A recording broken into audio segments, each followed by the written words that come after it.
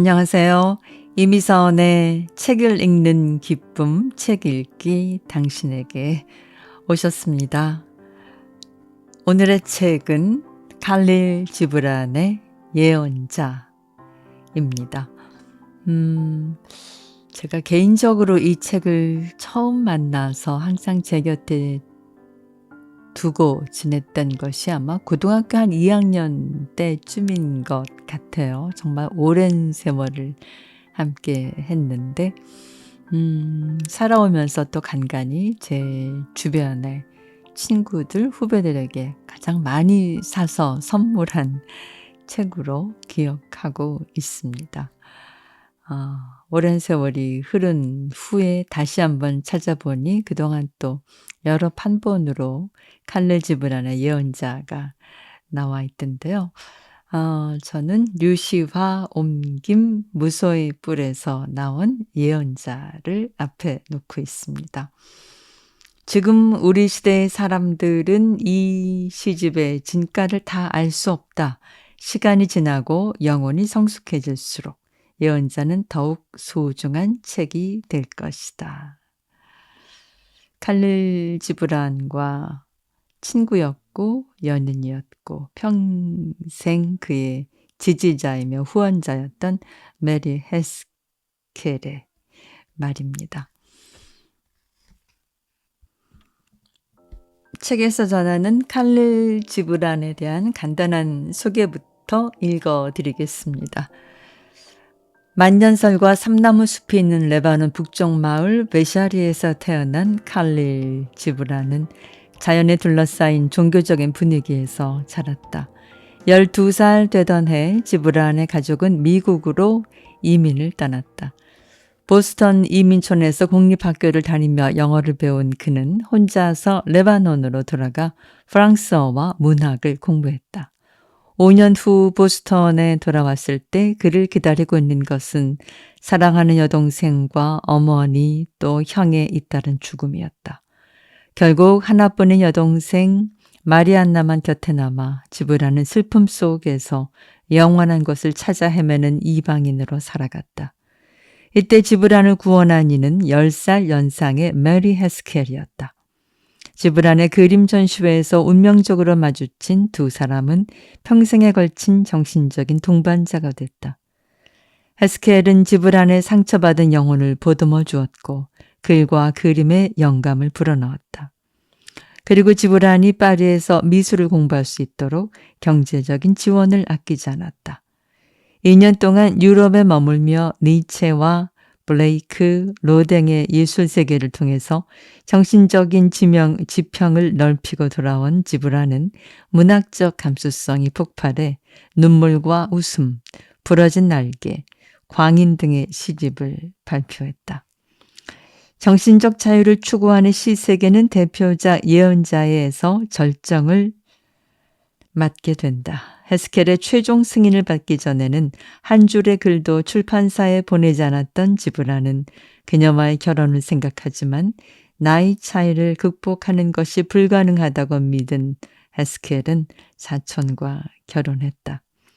지브란은 뉴욕의 작은 거처에서 고독하게 시를 쓰고 그림을 그리다 48의 나이로 세상을 떠났다.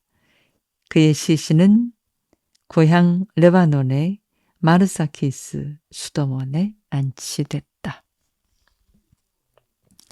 1923년 그의 대표작이 된 예언자가 세상에 나왔는데요. 많은 사람들의 관심과 반응을 얻으면서 현대 영문학의 고전에 자리 잡고 있죠. 오늘 칼릴 지브란의 예언자 전반부를 읽어드리겠습니다. 배가 오다. 선택받은 자이며 사랑받은 자 알무스타파. 자기 시대의 새벽빛이었던 그는 오르펠리스 성에서 12해 동안 살면서 자신이 태어난 섬으로 데려갈 배가 돌아오기를 기다리고 있었다. 마침내 12해째 되던 추수의 달 7째 날에 그는 성박 언덕에 올라 멀리 바다를 바라보다가 문득 안개에 쌓여 자신의 배가 오고 있는 걸 보았다. 그 순간 가슴의 문이 활짝 열리고 기쁨이 날개짓하며 멀리 바다 위로 날아올랐다. 그는 눈을 감고 고요한 영혼으로 기도를 드렸다. 그러나 언덕을 내려왔을 때 슬픔이 밀려와 그는 마음속으로 말했다. 내가 어떻게 슬픔 없이 평화롭게 떠날 수 있을까? 아니다. 영혼의 상처 없이 나는 이 성을 떠나지 못할 것이다. 여기 성벽 안에서 보낸 내 고통의 날들은 너무 길었고 고독의 밤들도 너무 길었다. 이 고통, 이 고독과 후회 없이 작별할 수 있는 이는 누구인가?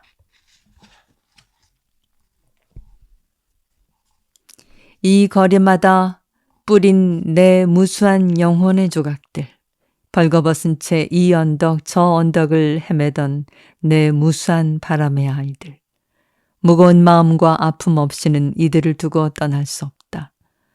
오늘 내가 벗는 것은 옷이 아니라 내 손으로 벗겨내는 내 살갗. 또한 내가 뒤에 남기고 가는 것은 내 생각이 아니라 허기와 갈증에 젖은 내 심장. 그러나 더 이상 머뭇거릴 수는 없다. 온갖 것을 다 자기에게로 불러가는 저 바다가 나를 부른다.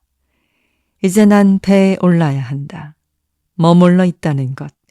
그것은 비록 밤새도록 시간이 타오를지라도 곧 그 자리에 얼어붙어 버리는 것이고 굳어버리는 것이며 틀에 묶이는 것이므로. 여기 있는 모든 것을 내 기꺼이 다 가지고 가고 싶지만 어떻게 그럴 수 있을까? 목소리는 자기를 날려보내는 혀와 입술까지 데리고 갈 수는 없는 법. 홀로 허공을 찾아가야 한다. 독수리도 둥지를 버리고 홀로 해를 향해 날아야 하듯이. 언덕 밑에 이르렀을 때 그는 다시 한번 바다를 향해 돌아섰다. 그의 배가 항구로 다가오고 있는 것이 보였다. 그의 고향 사람들인 선원들을 뱃머리에 싣고서. 그의 혼은 그들을 향해 외쳤다. 내 옛 어머니의 아들들이여, 물결을 타는 자들이여. 얼마나 자주 그대들은 내 꿈속을 항해해 왔던가. 그런데 이제 내가 깨어있을 때 나를 찾아왔으니 이것은 나의 더 깊은 꿈. 나는 떠날 준비가 됐다. 내 마음은 돛을 펴고 바람만 기다리고 있다. 이제 이 고요한 대기 속에서 한 번만 더 숨을 쉬면, 한 번만 더 다정한 눈길로 뒤돌아보면, 그러면 나는 그대들 뱃사람들 속에 한 명의 뱃사람으로 서 있게 되리라. 그리고 끝을 보여주지 않는 그대 바다요. 잠들 줄 모르는 어머니요. 그대만이 강물과 시냇물에게 평화와 자유다. 이제 이 시냇물이 한 번만 더 굽어들면, 한 번만 더 이 숲 사이에서 중얼거리면 나는 그대에게로 가리라. 무한한 한 방울의 물이 무한한 바다에게로. 그리고 걸어가면서 그는 저 멀리 한 무리의 남자와 여자들이 들판과 포도밭을 지나 분주히 성문 쪽으로 오는 것을 보았다. 그들의 목소리는 그의 이름을 부르고 있었고 또 그의 배가 오고 있다는 소식을 서로 외쳐 밭에서 밭으로 전하고 있었다. 그는 자기 자신에게 말했다. 작별의 날이 곧 만남의 날이 되어야 하는가. 내 마지막 저녁이 사실 내 새벽이었다고 해야 하는가. 밭고랑에 연장을 내던지고 오는 저 사람들, 포도주 짜는 바퀴를 멈추고 달려오는 저들에게 나는 무엇을 주어야 하는가. 내 가슴이 열매 가득 달린 나무가 되어 그 열매를 그들에게 따줄 것인가. 내 소원이 샘처럼 흘러넘쳐 그들의 잔을 채울 수 있을 것인가. 나는 신의 손길이 연주하는 현악기 혹은 신의 숨결이 통과하는 피리가 될 수 있을까? 나는 다만 침묵을 추구하는 자, 그 침묵 속에서 무슨 보물을 찾아 확신을 갖고 나누어줄 수 있을까?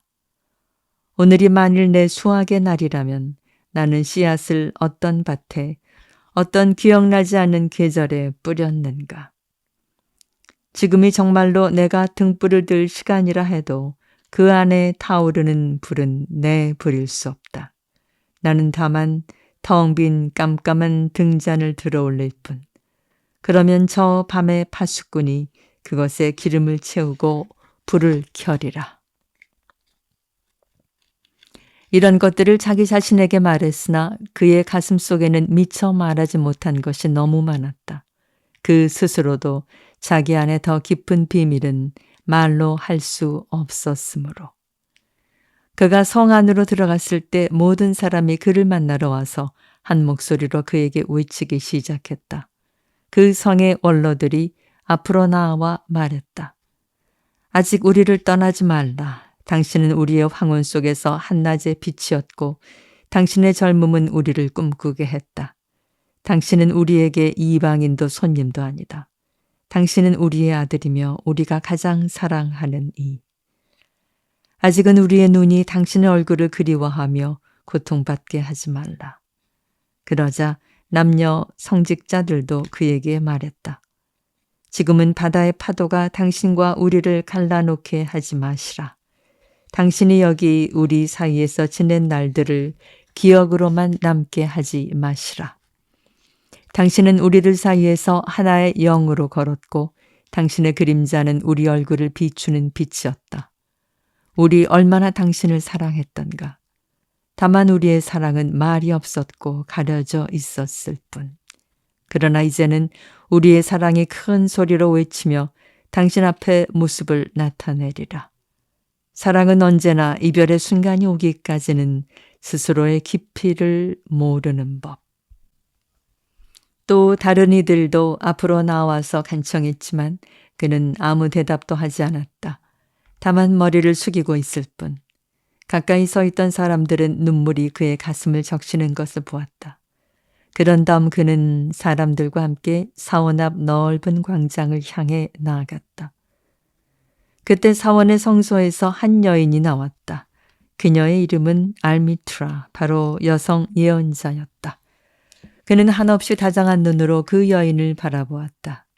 그가 그 성에 와서 단 하루밖에 안 됐을 때 가장 먼저 찾아와 그를 믿은 것이 그녀였기 때문이다. 그녀는 그에게 소리 높여 인사하며 말했다. 신의 예언자여, 궁극의 것을 추구하며 당신은 자신의 배를 찾아 먼 거리를 헤맸습니다. 이제 배가 왔으니 당신은 떠나야만 합니다. 당신의 기억 속 나라, 당신의 더 큰 소원이 머무는 장소, 그곳을 향한 당신의 그리움은 너무도 깊으니 우리의 사랑이 당신을 묶어 놓을 수 없고 우리의 필요가 당신을 붙잡을 수도 없습니다. 그러나 당신이 우리를 떠나기 전에 부탁이 있으니 우리에게 당신의 진리를 말해 주십시오. 그러면 우리는 그것을 우리의 아이들에게 전할 것이고 아이들은 그들의 아이들에게 전해서 영원히 꺼지지 않게 할 것입니다. 당신은 홀로 있으면서도 우리의 날들을 지켜주었고 우리가 잠속에서 울고 웃는 것을 당신은 늘 깨어 있으면서 다 들어주셨습니다. 그러니 이제 우리에게 우리 자신의 모습을 드러내 보여주시고 탄생과 죽음 사이에 일어나는 일들이 당신의 눈에 어떻게 보이는가를 말해 주십시오. 그러자 그는 대답했다. 오르펠리스 사람들아, 내가 무엇을 말할 수 있을 것인가? 지금 이 순간에 그대들의 혼 속에서 살아 숨쉬고 있는 것 외에는.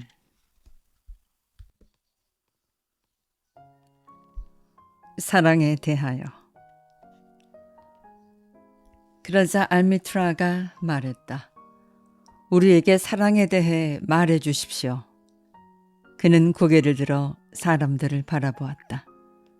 그들의 머리 위로 잠시 침묵이 내렸다. 그는 큰 목소리로 말했다. 사랑이 그대를 부르거든 그를 따르라.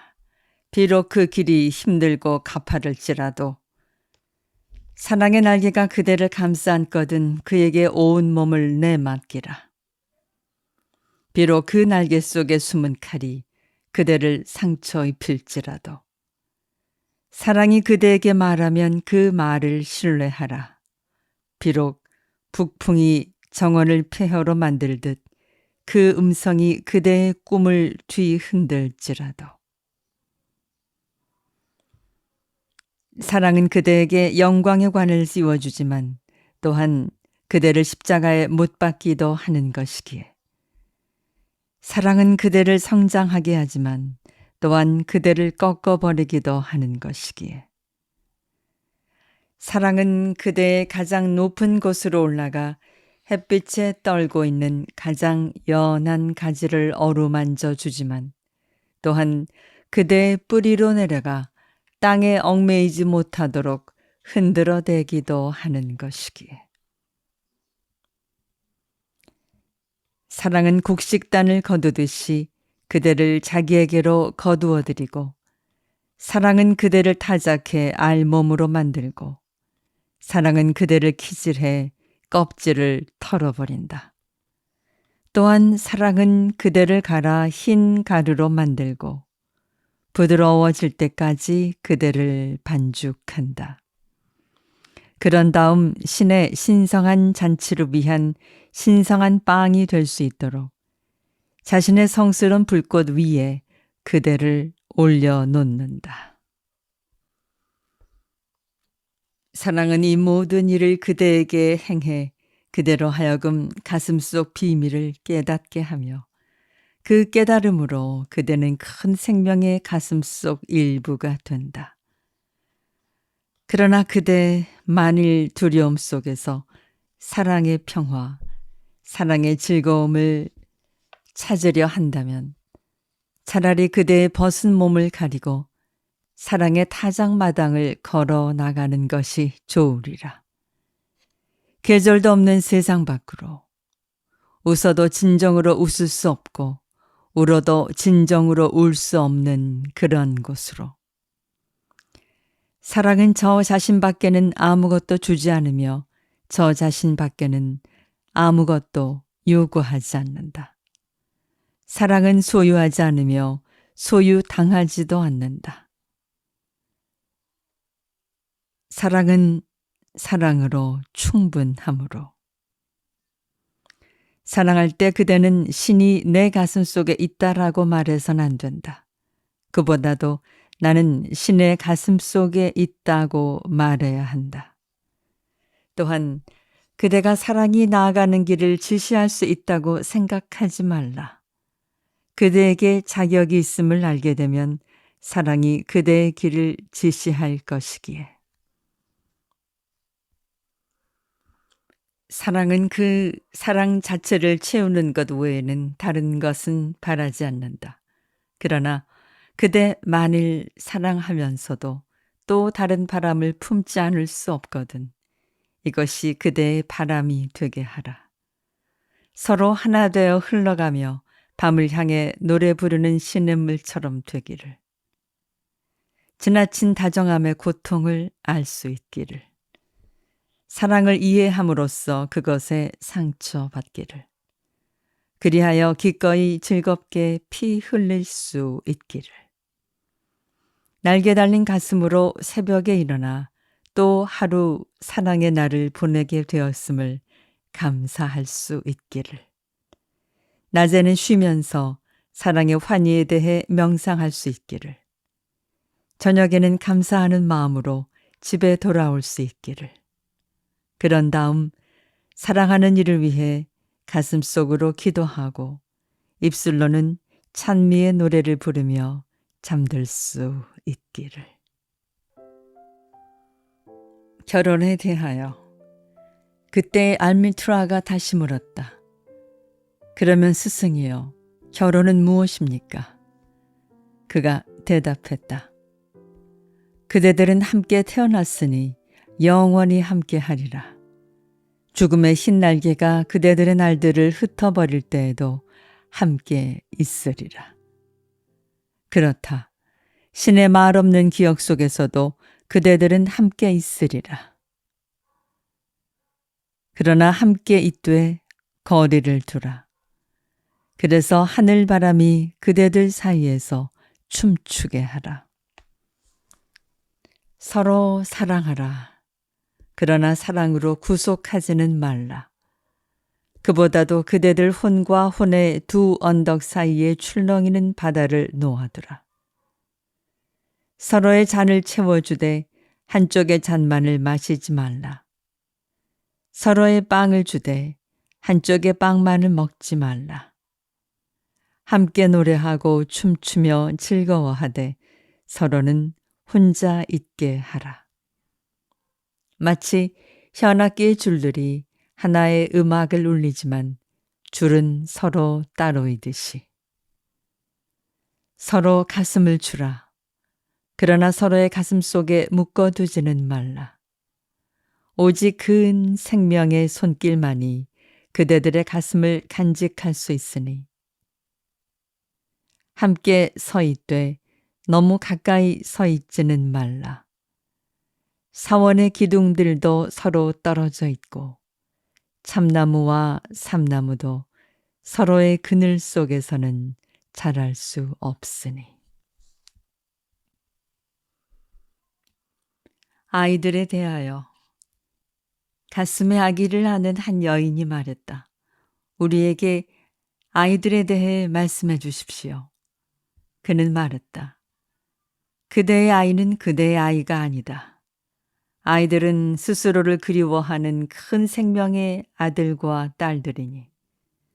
아이들은 그대를 거쳐서 왔을 뿐 그대로부터 온 것이 아니다. 또 그대와 함께 있을지라도 그대의 소유가 아니다. 그대는 아이들에게 사랑을 줄 수 있으나 그대의 생각까지 주려고 하지 말라. 아이들에게는 아이들의 생각이 있으므로. 그대는 아이들에게 육신의 집은 줄 수 있으나 영혼의 집까지 주려고 하지 말라.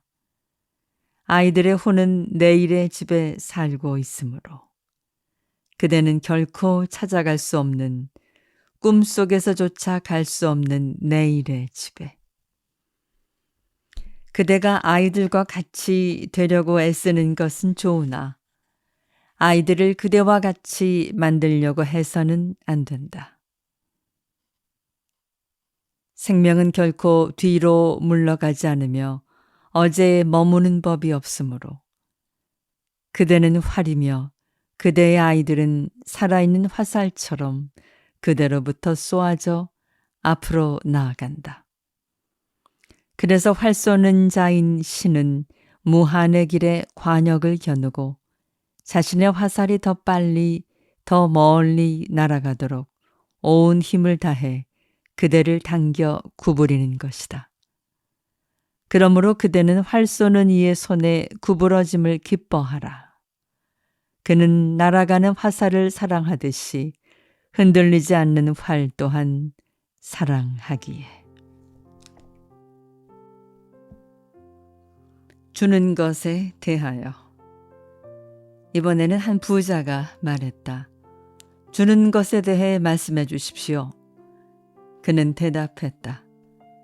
그대가 가진 것을 줄 때 그것은 주는 것이 아니다. 진정으로 주는 것은 그대가 그대 자신을 줄 때다. 그대가 가진 것이란 무엇인가? 그것은 내일 부족할 것을 염려해 간직하고 지키는 것일 뿐. 또 내일이라는 것은 무엇인가? 순례자들을 따라 성지를 다니며 흔적도 없는 모래밭에 뼈다귀를 묻어두는 겁 많은 개에게 내일이 무엇을 가져다 줄 것인가? 부족할까 두려워함이란 무엇인가? 두려워하는 것, 그것이 이미 부족함이 아닌가? 집에 우물이 가득 찼어도 목마를까 봐 두려워한다면 그 목마름은 영원히 채울 길이 없다. 세상에는 많은 것을 가졌으나 조금밖에 주지 않는 사람들이 있으니 그들은 주되 남이 알아주기를 바라는 마음으로 주는 것이다. 그러므로 그 숨은 욕망이 그 선물마저 순수하지 않은 것으로 만든다. 가진 것이 별로 없으면서도 자신이 가진 전부를 주는 사람이 있다. 그들은 생명을 믿고 생명에 아낌없이 줌을 믿는 사람들이다. 그래서 그들의 주머니는 결코 비는 법이 없다. 세상에는 또 기쁨으로 주는 이들이 있으니 그 기쁨이 바로 그들의 보상.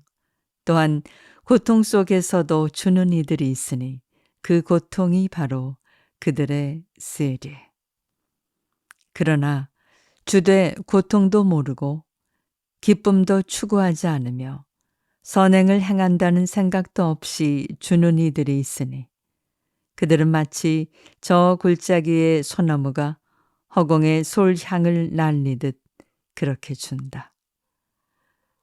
그들의 손을 통해 신은 말하고 그들의 눈 속에서 신은 대지를 향해 미소 짓는다. 부탁을 받고 주는 것은 좋은 일이다. 하지만 부탁받기 전에 알아차리고 주는 것은 더 좋은 일이다. 그리고 아낌없이 주려는 이에게는 받을 사람을 찾는 기쁨이 주는 기쁨보다 크다. 그대가 아낄 것이 무엇인가? 그대가 가진 것은 모두 언젠가는 다 내줘야만 하는 것. 그러므로 지금 주라. 때를 놓쳐 그대의 뒷사람이 주게 하지 말고 그대 자신이 주라.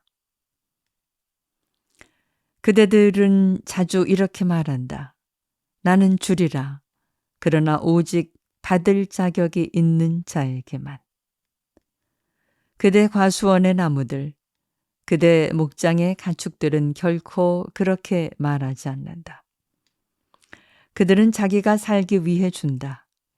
주지 않고 움켜쥐는 것은 죽음으로 가는 길이기 때문이다. 분명한 것은 밤과 낮을 맞이할 자격이 있는 사람이라면 그대에게서 무엇이나 받을 자격이 있다는 것이다. 생명의 바다에서 마실 만한 사람이면 그대의 작은 시냇물로 충분히 잔을 채울 만하다. 또한 받아줄 줄 아는 저 용기와 자신감, 아니 그보다도 받아주는 저 너그러움 외에 무슨 자격이 더 필요한가? 그런데 그대는 어떤가? 남의 가슴을 찢고 자존심을 발가벗겨서 바닥에 떨어진 그들의 가치와 온통 발가벗겨진 자존심을 구경하고 있지 않은가? 무엇보다 먼저 그대 자신이 줄 자격이 있는가? 주는 심부름꾼이 될 자격이 있는가를 물어보라. 진실을 말한다면 생명이 생명에게 주는 것이니 스스로를 주는 자라고 생각하는 그대는 하나의 증인에 불과할 뿐이다. 그리고 그대를 받는 이들이여. 물론 그대들 모두는 받는 이들이지만 얼마나 감사해야 할지를 생각하지 말라. 그것이야말로 그대들 자신에게나 주는 이에게나 굴레를 씌우는 일이므로. 그보다는 주는 이와 함께 그의 선물을 날개 삼아 날아오르라. 자신이 진 빚을 지나치게 염려함은 아낌없이 주는 돼지를 어머니로 삼고 산을 아버지로 삼은 그의 너그러운 마음을 의심하는 일이기에. 먹고 마시는 것에 대하여. 그러자 여인숙 주인인 한 노인이 말했다. 먹고 마시는 것에 대해 말씀해 주십시오. 그는 대답했다. 그대가 땅의 향기로만 살 수 있고 불처럼 햇빛으로만 살아갈 수 있다면 얼마나 좋겠는가. 그러나 그대는 먹기 위해 죽여야 하고 마른 목을 축이기 위해 갓난 것에게서 어미의 젖을 떼어내야 한다.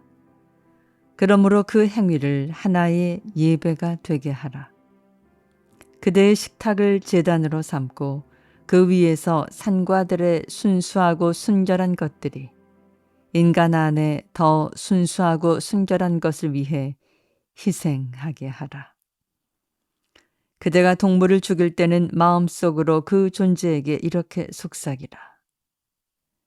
너를 죽이는 바로 그 힘으로 나 역시 죽임을 당하며 나 역시 먹힐 것이다. 너를 내 손에 데려다 준 그 법칙이 더 힘있는 손에 나 또한 데려다 줄 것이기에. 너의 피와 나의 피는 다른 것이 아니라 하늘나무를 키우는 수액일 뿐. 그대가 사과를 한 입 깨물 때는 마음속으로 이렇게 속삭이라. 너의 씨앗이 내 몸속에서 살아갈 것이며 너의 미래의 싹이 내 심장 속에서 꽃 피어나리라. 그리하여 너의 향기가 내 숨이 되고 우리는 함께 모든 계절을 누리리라. 가을이 되어 포도밭에서 포도를 따모아 술틀에 넣고 밟을 때면 마음속으로 이렇게 속삭이라. 나 역시 하나의 포도밭과 같으니 나 열매도 언젠가는 거두어져 술틀에서 밟힐 것이다. 나 또한 새 포도주처럼 저 영혼의 그릇 속에 담겨지리라. 그리하여 겨울이 되어 그 포도주를 따를 때면 잔마다 하나의 노래가 그대의 가슴 속에 있게 하라. 그리고 그 노래 속에 그 가을날과 포도밭과 술틀의 기억을 잊지 말라. 일에 대하여 그 다음에 농부 한 사람이 말했다. 일에 대해 말씀해 주십시오. 그가 대답했다. 그대가 일을 하는 것은 대지에 또 대지의 혼에 발걸음을 맞추기 위해서다. 게으름을 피우는 것은 계절의 이방인이 되는 것이고 생명의 행렬에서 벗어나는 것이기 때문이다. 당당하고도 자랑스럽게 복종하며 영원을 향해 나아가는 그 행렬에서 그대가 일을 할 때 그대는 하나의 필이다. 그 속을 통과하며 시간들의 속삭임이 음악으로 변하는 모두가 한데 어울려 노래할 때 그대들 중 누가 소리를 못 내는 벙어리 갈대 피리가 되기를 원하겠는가. 그대는 언제나 일이란 재난 같은 것이고 노동은 불행이라는 말을 들어왔다. 그러나 나는 그대에게 말한다. 그대가 일을 할 때는 대지의 가장 깊은 꿈의 한 부분을 실현하는 것이다. 그 꿈이 처음 그려지던 때부터 그대의 몫으로 남겨진 그 한 부분을 이를 통해서만 그대는 진정으로 생명을 사랑할 수 있다. 또한 이를 통해 생명을 사랑하는 것만이 생명의 가장 깊은 비밀에 다가가는 일이다. 하지만 그대 만일 괴로운 나머지 태어남을 고통이라 하고 육체를 먹여 살리는 일을 자신의 이마에 쓰여진 저주라 한다면 그렇다면 난 그대에게 대답하리라. 오직 그대 이마에 흐르는 땀만이 그곳에 쓰여 있는 저주를 씻어줄 것이라고. 그대는 또 인생이 어둠이라는 말을 들어왔다. 그리고 삶에 지친 나머지 그대 역시 삶에 지친 자들의 말을 되풀이해왔다. 그러나 나는 말한다. 열망이 없는 인생은 어둠이고 지식이 없는 열망은 맹목이며 일하지 않는 지식은 헛된 것이고 사랑이 없는 일은 무의미하다. 그대가 사랑으로 일할 때 그대는 그대 자신을 스스로에게 묶는 것이며 또 그대들을 서로 묶는 것이고 마지막에는 신에게 그대들 자신을 묶는 것이다. 그렇다면 사랑으로 일한다는 것은 무엇인가? 그것은 그대의 심장에서 실을 뽑아 옷을 짜는 일과 같다. 마치 그대가 사랑하는 이가 그 옷을 입기라도 할 것처럼. 그는 애정으로 집을 짓는 것이다. 마치 사랑하는 이가 그 집에 살 것처럼. 그것은 정성으로 씨를 뿌려 기쁨으로 거두는 것이다. 마치 사랑하는 이가 그 열매를 먹기라도 할 것처럼. 그것은 그대가 만드는 모든 것들 속에 그대 혼의 숨을 불어넣는 것. 그리하여 모든 축복받은 죽은 자들이 언제나 그대 곁에서 그대를 지켜보고 있음을 아는 것이다. 그대가 때로 잠꼬대처럼 말하는 것을 나는 들었다.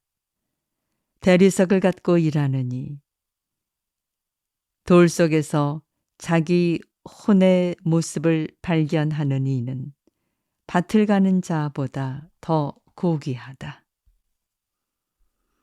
무지개를 잡아 헝겊 위에 인간의 형상을 그려내는 이는 우리의 발이 신을 신발을 만드는 자보다 더 낫다.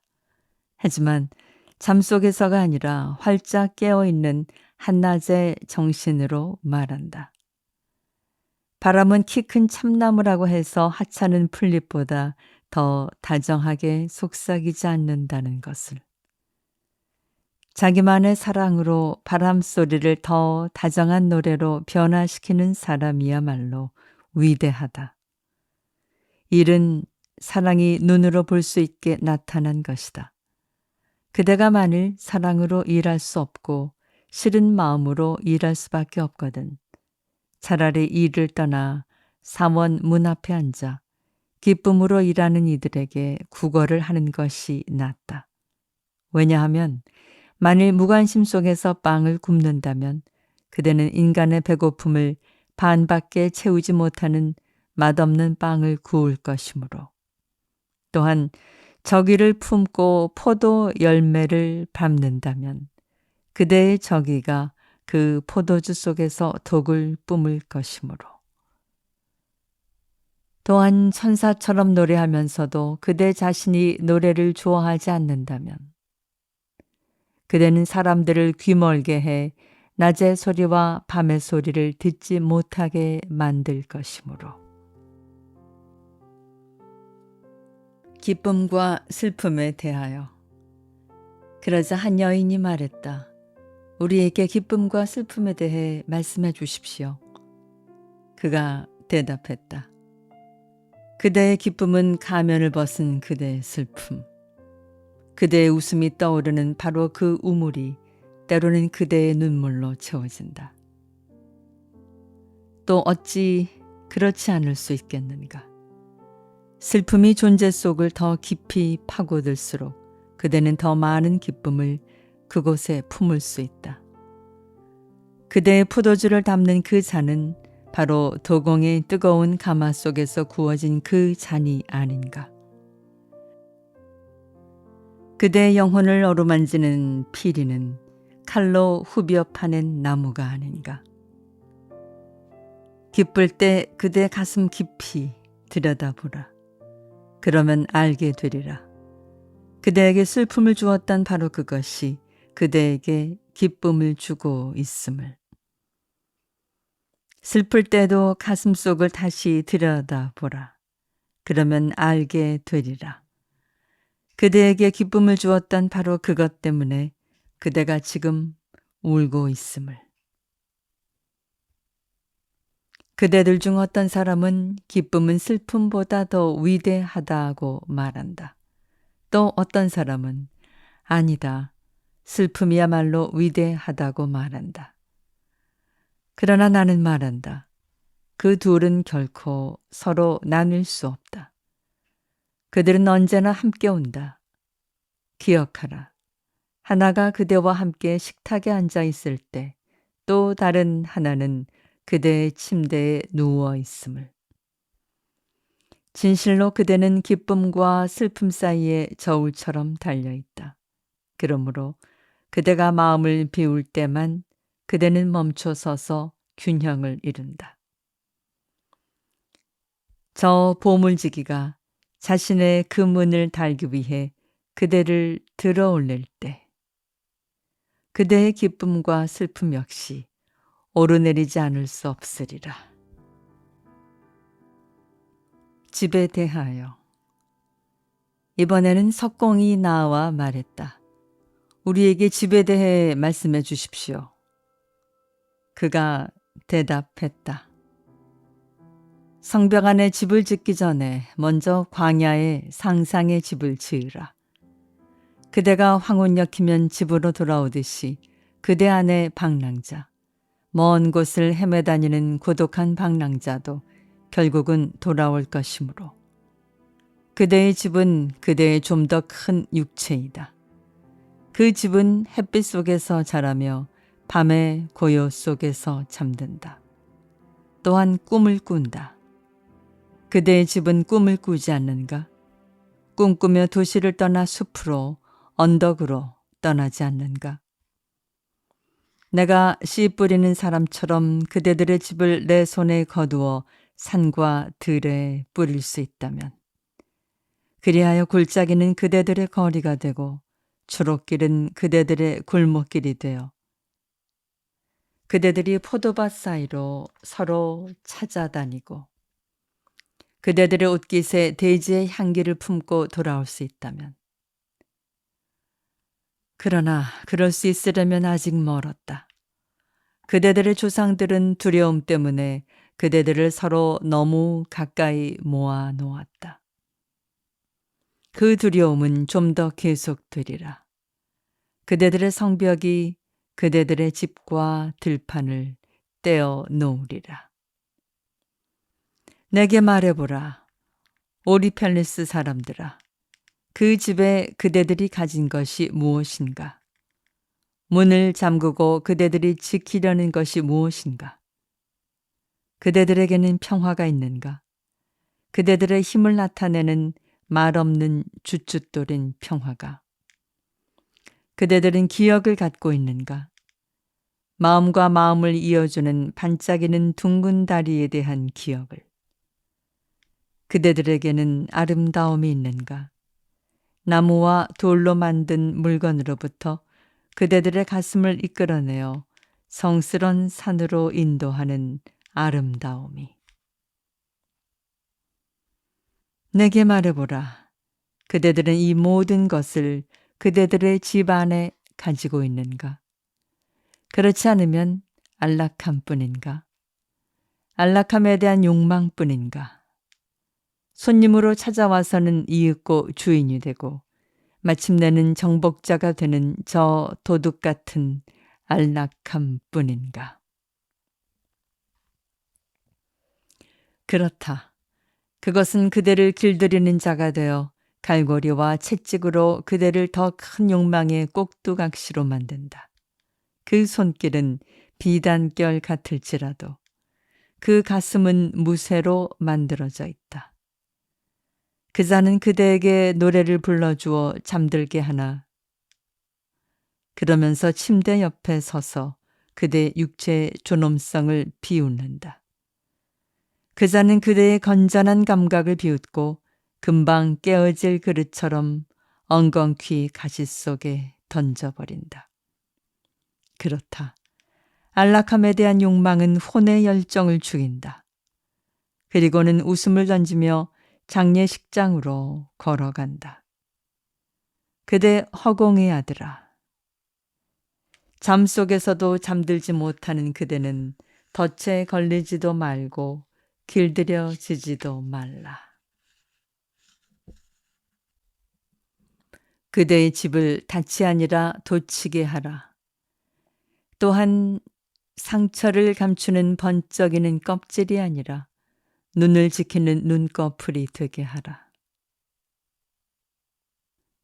그대는 문으로 들어가기 위해 날개를 접지도 말고 천장에 부딪히지 않으려고 머리를 숙이지도 말며 벽이 무너져 내릴까 숨쉬기를 두려워하지도 말라. 죽은 자가 산 자를 위해 만든 무덤 속에서 살지 말라. 아무리 크고 화려하더라도 그대의 집이 그대의 비밀을 가리게 하지 말라. 또한 그대가 진정으로 바라는 것을 감추게도 하지 말라. 왜냐하면 그대 안에 있는 무한한 것은 하늘의 집에서만 살기 때문이다. 아침 안개가 그 집의 문이며 밤의 노래와 고요가 그 집의 창이다. 옷에 대하여 이번에는 괴짜는 직공이 말했다.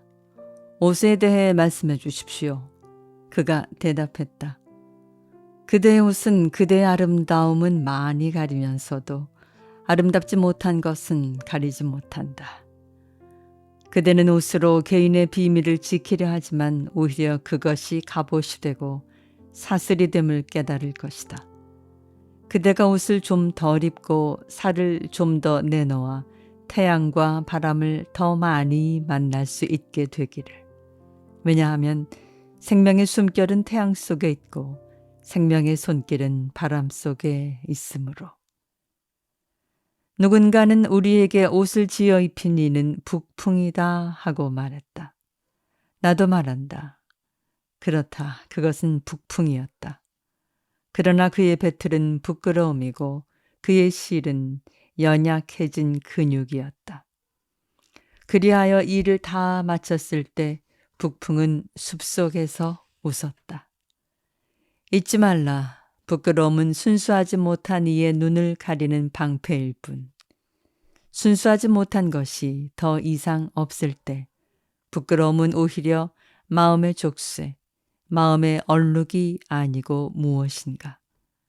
또한 잊지 말라.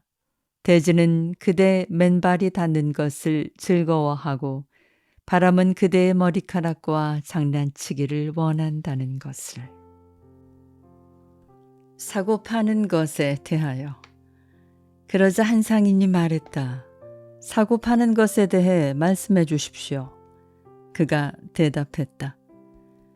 대제는 그대들에게 자신의 모든 열매를 허락한다. 그러므로 그대들이 다만 어떻게 손에 넣을지 안다면 결코 부족함이 없으리라. 풍요와 만족은 대지의 선물을 서로 잘 교환하는 데 있다. 그러나 그 교환이 사랑과 부드러운 정의로 이루어지지 않는다면 그것은 단지 어떤 자를 탐욕으로 어떤 자를 굶주림으로 이끌 뿐. 그대들 바다와 들판과 포도밭에서 일하는 이들이 장에 나가 옷 만드는 이, 그릇 만드는 이, 향료 모으는 이를 만나거든 대지를 주관하는 영에게 친절히 빌라. 그대들 가운데 와서 저울과 서로의 셈을 깨끗하게 해주시기를. 또 빈손으로 와서 말로써 그대들의 수고를 사려는 자가 있다면 결코 그대들의 거래에 끼지 못하게 하라. 그런 자에게는 이렇게 말하라. 자, 우리와 함께 들러 나아가자. 아니면 우리 형제와 함께 바다로 가서 그물을 던지자. 대지와 바다는 우리에게처럼 당신에게도 넉넉히 줄 것이다. 그리고 만일 그곳에 노래하는 자, 춤추는 자, 피리 부는 자가 오거든 그들의 선물도 팔아주라. 그들 역시 열매와 향료를 모으는 자들이며 그들이 가져온 것은 비록 꿈으로 만든 것이긴 해도 그대들 혼의 옷이며 양식이기에. 그러므로 그대들이 장터를 떠나기 전에 보라. 빈손으로 돌아가는 이가 없는가를. 대지를 주관하는 영은 그대들 중 지극히 작은 자의 필요까지 다 채우기 전에는 바람 위에 평화롭게 잠들지 못한다. 죄와 벌에 대하여 이번에는 그 성의 재판관 한 명이 앞으로 나와 말했다. 죄와 벌에 대해 말씀해 주십시오. 그는 대답했다. 그대 혼이 바람 속을 헤맬 때면 아무도 지켜주는 이 없이 홀로이기 때문에 그대는 누군가에게 죄를 짓고 그러므로 또한 그대 자신에게도 죄를 짓는다. 그리하여 그 지은 죄 때문에 그대는 신의 문을 두드려야 하고 아무 응답이 없어도 한동안 기다려야 한다. 그대의 신적 자아는 큰 바다와 같다. 그대는 영원히 더럽혀지지 않는다. 그것은 가벼운 공기 같아서 날개 있는 것만 들어 올린다. 또한 그대의 신적 자아는 태양과 같다. 그것은 두더지의 길을 모르며 뱀의 굴을 찾지 않는다. 그러나 그대의 존재 안에는 신적 자아만이 살고 있지는 않다. 그대의 존재의 많은 부분은 아직 인간에 불과할 뿐이며 또한 아직 인간에 이르지 못한 부분도 많다. 스스로 깨어날 때를 기다리며 잠든 채 안개 속을 헤매는 형상 없는 난쟁이가 그곳에 있다. 그러므로 이제 나는 그대 내면의 그 인간에 대해 말하려 한다. 왜냐하면 죄를 알고 죄에 대한 벌을 아는 이는 그이지 그대의 신적 자아도 안개 속 난쟁이도 아니기에. 때로 나는 그대들이 잘못을 저지른 자를 마치 그대들 중 한 사람이 아니라 완전한 이방인이며 그대들의 세계에 뛰어든 침입자인 듯 말하는 것을 듣는다. 그러나 나는 말한다. 아무리 성자이고 정의로운 사람일지라도 그대들 각자의 내면에 있는 최고의 것보다 더 높이 올라갈 수는 없다. 또 아무리 악인이고 약한 자일지라도 그대들 각자의 내면에 있는 가장 낮은 것보다 더 떨어질 수는 없다. 나무 전체에 묵인 없이 나뭇잎 하나가 갈색으로 변하는 것이 불가능하듯이. 죄를 짓는 사람도 그대들 모두의 숨은 의도 없이는 불가능하다. 마치 하나의 행렬처럼 그대들은 그대들의 신적 자아를 향해 함께 나아간다. 그대들 자신이 곧 길이며 또한 길 가는 자이다. 그러므로 그대들 중 누군가가 넘어진다면 그것은 뒤에 오는 이들을 위해 넘어지는 것이다. 걸려 넘어지는 돌이 거기에 있음을 경고하기 위해. 그렇다. 그는 또한 자기보다 앞서가는 이들을 위해 넘어지는 것이다. 비록 빠르고 확실한 걸음으로 앞서갈지라도 아직 그 돌을 치우지 않은 이들을 위해. 또 이 말이 비록 그대의 가슴을 무겁게 할지라도 이 역시 사실이다. 죽임을 당한 자, 자신의 죽음에 책임이 없지 않으며 도둑 맞은 자, 자신의 도둑 맞음에 비난받을 점이 없지 않다. 정의로운 자, 악한 자의 행동에 완전히 결백하지 않고 정직한 자, 중죄인의 행위에 결코 깨끗하지 않다. 그렇다. 죄인이란 때로 피해자의 희생물이다. 나아가 죄인이란 때로 죄 없고 잘못 없는 자의 짐을 대신 지고 가는 자이다. 그대들은 결코 부정한 자와 정의로운 자를, 악한 자와 선한 자를 나눌 수 없다. 왜냐하면 그들은 마치 검은 실과 흰 실이 함께 짜여지듯 태양의 얼굴 앞에 함께 서 있으므로. 만약 검은 실이 끊어지면 천짜는 이는 헝겊 전체를 들여다봐야 하고 배틀까지도 조사해야 한다. 그대들 중 누군가가 부정한 아내를 재판하고자 한다면 그 남편의 마음도 저울에 달아보고 그의 영혼도 자로 재어보라. 또 죄인을 채찍질하려거든 그 피해자의 정신도 들여다보라. 그대들 중 누군가가 정의의 이름으로 벌을 내려 악의 나무에 도끼를 대려 한다면 그 나무의 뿌리도 살펴보라. 그러면 분명 선한 것과 악한 것, 열매 맺는 것과 열매 맺지 못하는 것의 뿌리가 대지의 말 없는 가슴 속에 함께 뒤엉켜 있음을 알게 되리라. 또 그대 공정히 재판하려는 이여, 비록 육체적으로는 정직하나 정신적으로는 도둑인 자에게 그대는 어떤 판결을 내릴 것인가? 또한 육체적으로는 살인자이나 정신적으로는 그 자신이 죽임을 당한 자에게 그대는 어떤 형벌을 내릴 것인가? 또 어떻게 고발할 것인가? 그 행동으로 남을 속인 자요, 억압한 자이지만 그 자신 역시 학대받고 모욕당한 자를, 그리고 저지른 죄보다 뉘우침이 이미 큰 자를 어떻게 처벌할 것인가? 뉘우침이란 무엇인가? 그대가 기꺼이 따르는 그 법이라는 것을 통해 정의를 집행하는 것도 바로 뉘우침을 심어주기 위함이 아닌가? 하지만 그대는 죄 없는 이에게 뉘우침을 심어줄 수는 없고 또한 죄 지은 자의 가슴으로부터 뉘우침을 끌어낼 수도 없다.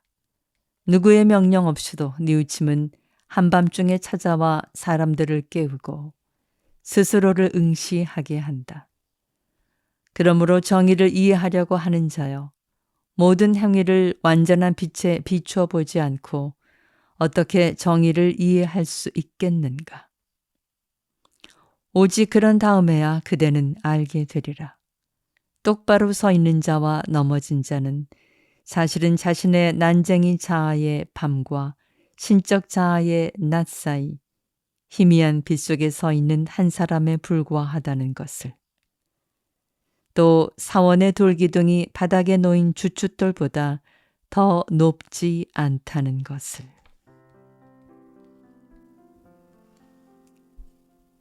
칼릴 지브란의 예언자 전반부를 읽어드렸습니다. 오늘 시작하면서 오랜 세월 제 곁에 머물렀던 책, 또 주변의 많은 친구, 후배들에게 선물한 책으로 말씀을 드렸었는데요.